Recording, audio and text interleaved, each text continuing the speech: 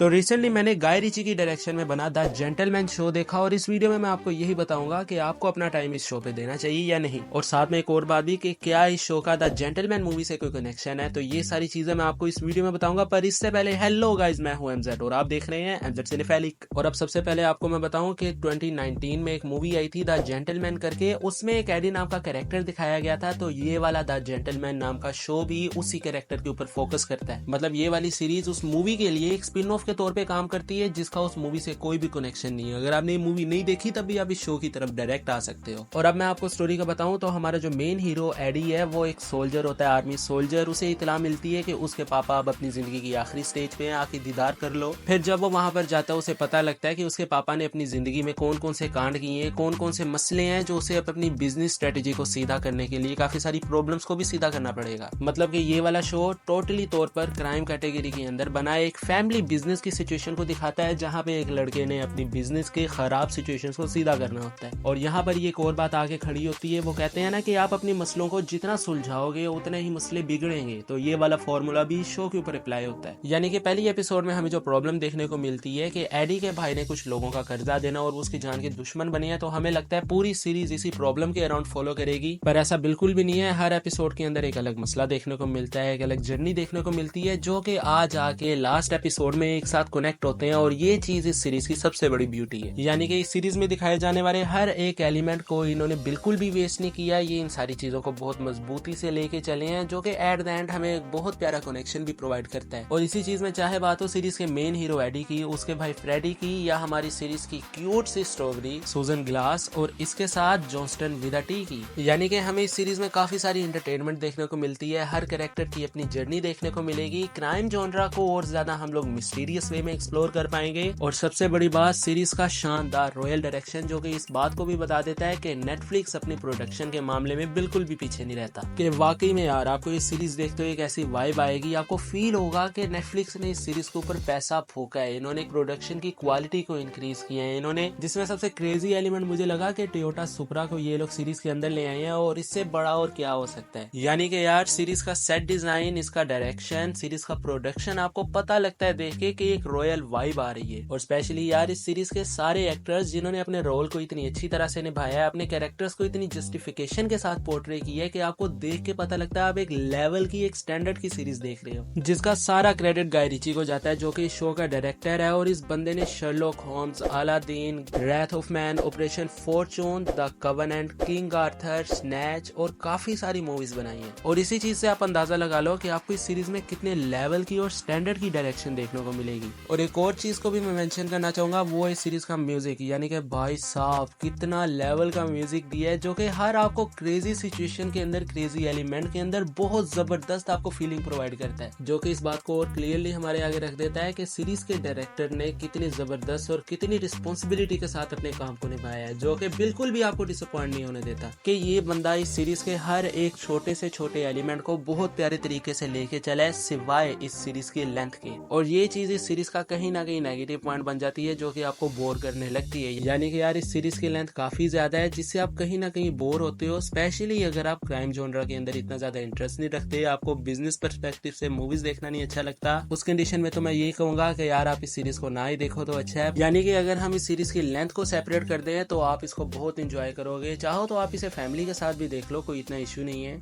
जिनमें बेशक बात हो इस सीरीज के एक्टर्स की, इसकी स्टोरी लाइन की, सीरीज के एनवायरनमेंट की, बैकग्राउंड म्यूजिक की, साथ में सबसे बड़ी बात इस सीरीज का जो शानदार डायरेक्शन है, वो तो यार प्रॉपरली तौर पे इस बात को जस्टिफाई कर देता है कि ये सीरीज गाय रिची की है। आपको देख के पता लग जाता है अगर आपने इस बंदे की पिछली मूवीज भी देखी हुई हैं। और यहाँ पर ही अगर रही बात मेरी, तो मैंने अपना ओपिनियन आपको बता दिया। मुझे ये सीरीज अच्छी लगी और मैं तो आपको ये कहूंगा कि आप इस सीरीज को एक दफा जरूर देखना, आप एंजॉय करोगे। इसमें आपको बहुत सारी चीजें देखने को मिलेंगी। और यहाँ पर ही मैं एक और बात भी मेंशन करूंगा कि इस सीरीज के अंदर जो कैमरा वर्क दिखाया गया है, यानी कि एक तो डायरेक्शन है ना, उसके अलावा जो कैमरा वर्क है, किस तरह से इन्होंने सिचुएशन को दिखाया है हमारे सामने, वो बहुत स्पेशल और यूनिक है। कि अगर आप नोट करोगे आपको काफी सारी नई चीजें इस सीरीज में देखने को मिलेंगी। और यहाँ पर एक और पॉइंट भी बनता है कि जो नए फिल्म मेकर्स हैं उनके लिए सीरीज में सीखने के लिए बहुत कुछ है, काफी सारे यूनिक एलिमेंट्स हैं जिनसे वो हेल्प ले सकते हैं। और यहाँ पर ही वंस अगेन ओवरऑल मैं आपको बताऊं तो ये सीरीज आपके लिए मस्ट वॉच बनती है। आप इस सीरीज को जरूर देखना, आप एंजॉय करोगे। इस सीरीज का डायरेक्शन अच्छा है, इस सीरीज का प्रोडक्शन बहुत अच्छा है, इसका जो बैकग्राउंड स्कोर है, इन सब लोगों की एक्टिंग है, साथ में इस पूरी सीरीज के अंदर जो सिचुएशन दिखाई गई है वो बहुत अच्छी है, आप बहुत एंजॉय करोगे इन सारी चीजों को देख के। और आप मेरे ओपिनियन से एग्री करते हो या नहीं, आपने ये सीरीज देखी है, आपका इसके बारे में क्या थॉट्स हैं, क्या ओपिनियंस हैं, मुझे कमेंट से जरूर बताना। I respect everyone. और यहाँ पर ही मैं वीडियो को एंड करता हूँ। आपको मेरा रिव्यू अच्छा लगा हो, वीडियो को लाइक करना, चैनल पे नए हो चैनल सब्सक्राइब जरूर कर देना यार, मुझे आपकी सपोर्ट की काफी जरूरत है, मैं आपके लिए काफी सारा कंटेंट लेकर आता रहूंगा। इसी के साथ always remember it's Johnston with a T. मैं मिलूंगा आपसे अपनी अगली वीडियो में किसी नई मूवी या सीरीज पे बात करते हुए। So till then be सिनेफेलिक।